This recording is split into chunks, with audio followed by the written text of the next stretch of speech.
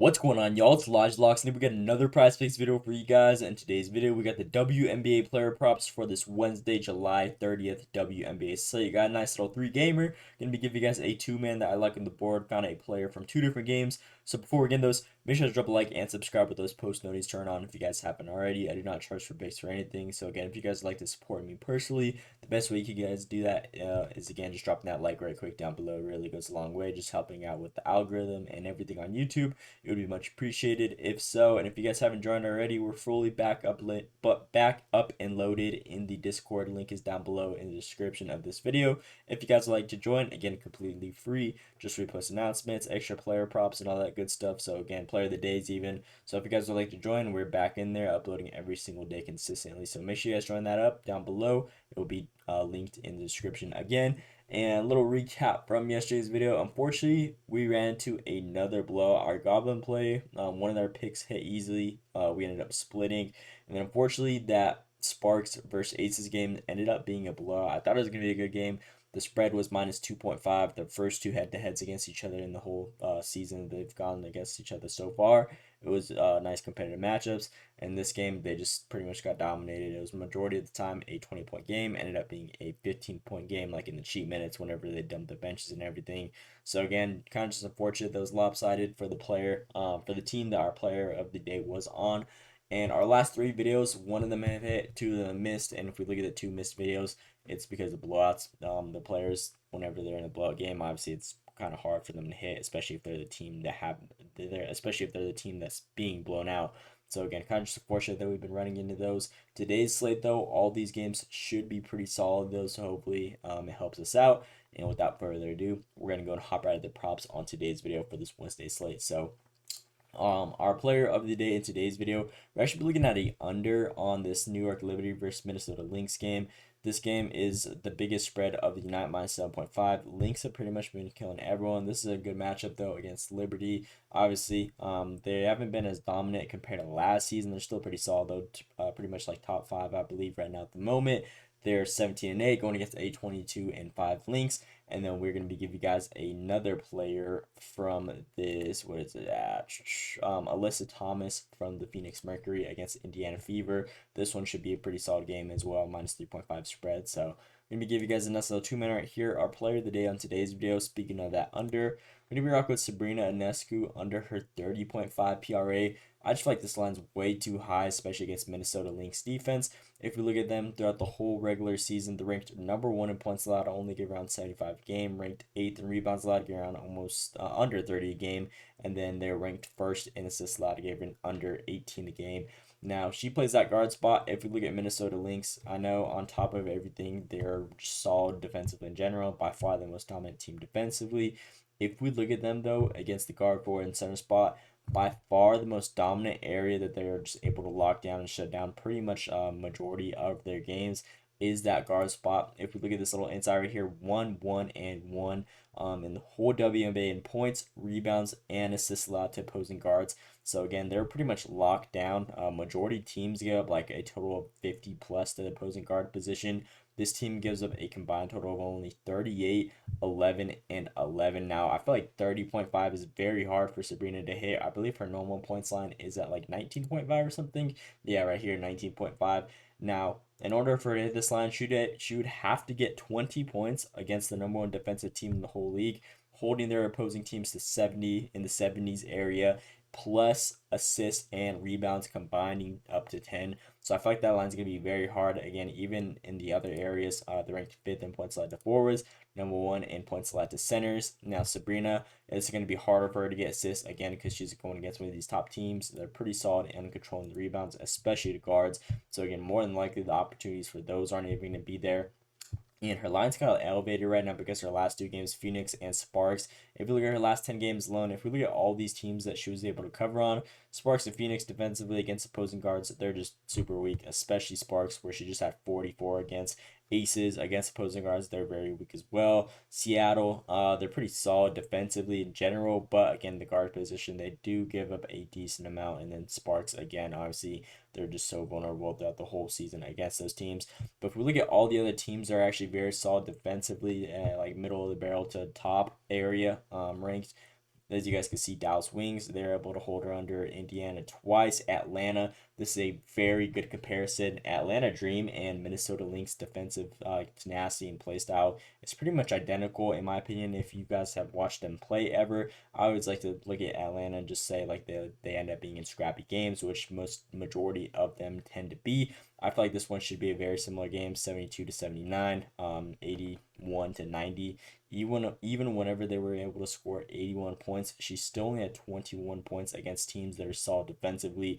So again, it's 21 and 16 against a very similar team defensively. Again, it can't get any better than that. And then her resume against this team is just terrible. If you look at her against the Minnesota Lynx, within her last 7 games alone, she's got nowhere near 30.5 PRA, especially these last couple games. They haven't gone against each other so far this season, but last season alone, again, she just did terrible against these guys. They went against each other in the playoffs, and she was just getting locked down pretty much completely. And she was playing good minutes, took a lot of shot attempts as well. Even when she took 20 plus shot attempts, there was only one game that she was able to cover. So again, with her taking 20 shot attempts plus, if we compare that to her last 10 games, she's been averaging 18 shot attempts.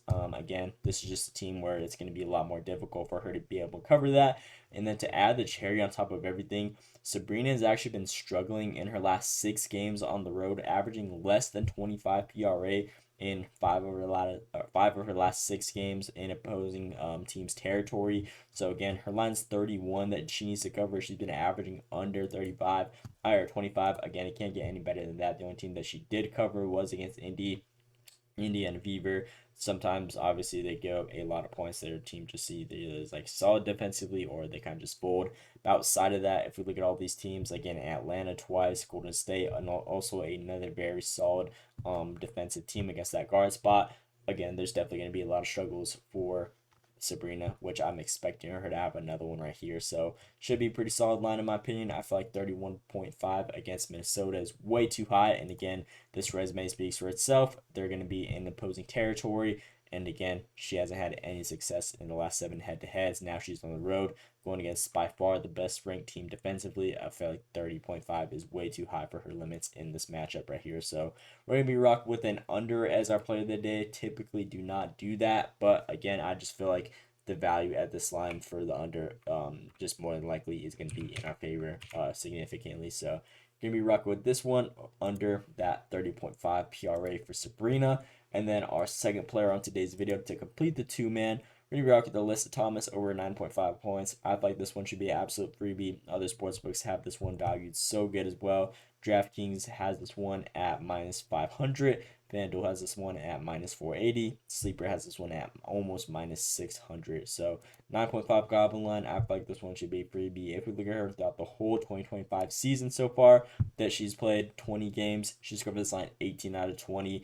Now, if we look at the 2 matchups that she wasn't able to cover, like I just praised previously, Atlanta, similar team defensively like Minnesota Lynx. She only had 7 points. And then this team right here against Dallas, which was another matchup, like I mentioned previously, that our player of the day, Sabrina, wasn't able to cover either, which is similar defensively to Minnesota Lynx. She wasn't able to cover either. So there's kind of a pattern right here if you guys can see it. But again, against the teams that she's supposed to be covering, she typically does. In her last 2 games, she just went crazy, 20 points and 27 points. And surprisingly, Washington Mystics are pretty solid defensively, so I'm surprised that she was able to drop 27 against them. Now we have this matchup against Indiana Fever, who are ranked middle of the barrel in points allowed, being ranked 8th or 6th in points allowed, around 80 plus a game. If we look at them against the 4th spot, as to why we're taking the 9.5 instead of the normal line, is because surprisingly they are ranked number 1 against opposing forwards. Now that doesn't really faze me at all. They still go almost 30 a game. Again, she's going to be playing a lot of minutes. The last 10 games, she's been averaging 31 plus minutes a game. Her shot attempts have been at 13. So if she's taking 13 shot attempts a game and they give up 30 points a game to that position, at least 30% of, or 33% of that should definitely go to Alyssa Thomas, which I'm expecting. And her resume against this team is actually perfect. If we look at this little insight, or almost perfect, 5 out of 6 this season alone. They haven't gone against each other, but her last 3 head-to-heads are very similar to what she's been seeing with these last couple games. Averages 11.5 shot attempts against this team.